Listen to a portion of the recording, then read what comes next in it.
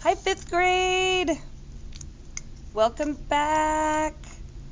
Hopefully you guys are cruising along, understanding this adding fractions, getting common denominators, using the least common multiple.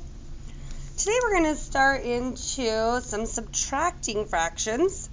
This is going to be lesson 6 today, lesson 6. So to get us started, get our brains warmed up, we're going to do just some really simple exercises. So here we go. Number 1, try and answer these, okay? And then we'll write the answers over here. So 1 minus 1/2. A whole, take away a half, leaves me with, hope you said 1/2. Right now, 1 whole, take away 1/3. Think about this 1 whole. This 1 whole is 3/3. If I had 3/3, I take away a third, I'm left with 2/3. Here I have 1 whole. Again, you can think this is 3/3. 1 whole is the same as 3/3. Take away 2/3, I'm left with 1/3. Here, 1, take away 2/5. All right, well, we can think about this as 5/5. If I had 5/5, I take away 2 of those fifths, I'm left with 3/5. Right here, I have 1 whole. That's 5/5. 5/5, take away 4/5, leaves me with 1/5. All right, next exercise. We're going to take our mixed numbers. Our mixed numbers has a whole number and a fraction. It means it's mixed up. We're going to make that into an improper fraction. So, excuse me. We're looking at our denominator of 2. How many halves is 1 1/2? How many halves does it take to equal 1 1/2? Well, it would take 3 halves to equal 1 1/2. All right? Here, we're looking at halves again. How many halves would it take to be 2 1/2? Well, I know it'd take 2 halves to equal 1 whole. Another 2 halves to equal another whole. That's 4 halves. And then we still have another half. So that's 5 halves. Okay? Now I need 3 1/2. How many half pieces does it take to equal 3 1/2? Well, 2 halves equal a whole, another 2 halves equal a whole, another 2 halves equal a whole. That's my 3 wholes, and then another 1/2. So this would be 7 halves. All right, now I'm into fifths. I want to know how many fifths would it take to equal 3 wholes and a fifth. Well, we know it takes 5/5 to equal 1 whole, so that's 5. Then another 5/5, that's 10. Then another 5/5, that's 15. Plus the other 1/5, that is 16 fifths. Okay, as we get into bigger numbers, it isn't going to be so easy to just add up those little parts. So mathematically, what we want to start trying to remember is, let's take this last one, for example. I'm going to write it a little bit bigger for you. Okay, we've talked about this before.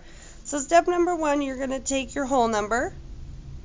You're going to multiply your denominator. Okay, so 3 times 5 is 15. Then you're going to take that number and add your numerator. So plus 1 gives you 16 fifths. Okay, so there is that step when you need it. All right, over here, we are going to take our improper fractions and make them into mixed numbers. So now we're going the opposite direction. So we're looking at this as if we had 22 thirds. We had 22 of these pieces. How many wholes and how many parts is that? Remember, this is really 22 divided by 3. Most of us should be able to start doing this in our minds. Okay, but I'll show you the first one up here so you know what you're actually saying. 22 divided by 3. Well, we know that 3 goes into 22 7 times with the remainder of 1. So 22 thirds would be 7 wholes with 1/3 left over. 7 1/3. All right, let's try and do this in our mind. 39 divided by 4. What times 4 gets me close to 39? Well, I know it's going to be a 9 because 9 times 4 is 36. So I've used 36 of those 39. How many are left? 36, 37, 38, 39. So that's going to be 3 of those fourths are left. Okay? Now we're doing this one. 11 divided by 4. All right, well, how many groups of 4 can I make with 11? Well, 1 group is 4, 2 groups is 8, 3 groups is 12. I don't have 12. So this is going to be 2 wholes. That uses up 8 of those 11ths. 8, 9, 10, 11. That leaves me with 3 of those fourths left. Last 5 thirds. Okay, that's pretty easy to see. We know 3 thirds make a whole, so we have 1 whole. We've used 3 of those 5 thirds, so we have 2 thirds left. This is super, super important that you guys can go from mixed numbers to improper fractions and from improper fractions to mixed numbers. Practice that a lot.